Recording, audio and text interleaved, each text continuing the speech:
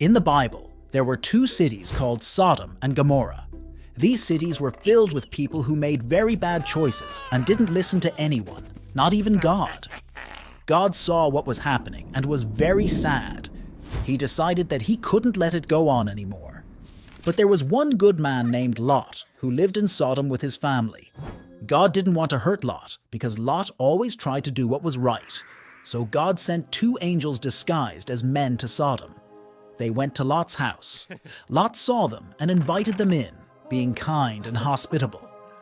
He didn't know they were angels at first, but he wanted to make sure they were safe in his city. But the people of Sodom saw these strangers and wanted to harm them.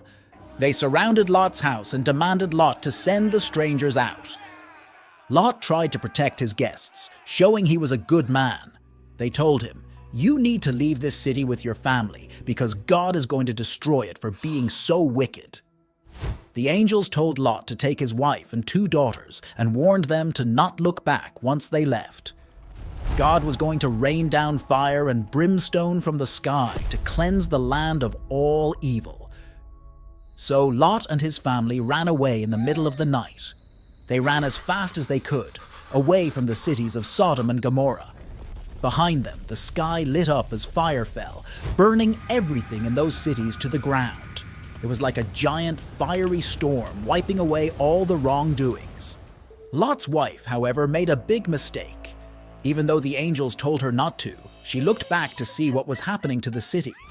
And because she didn't listen, she turned into a pillar of salt, stuck there forever. Lot and his daughters kept going, safe because they listened to the warning.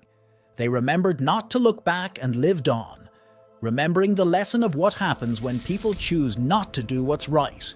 They learned the consequences of bad choices and the importance of listening and following guidance, especially when it comes from God.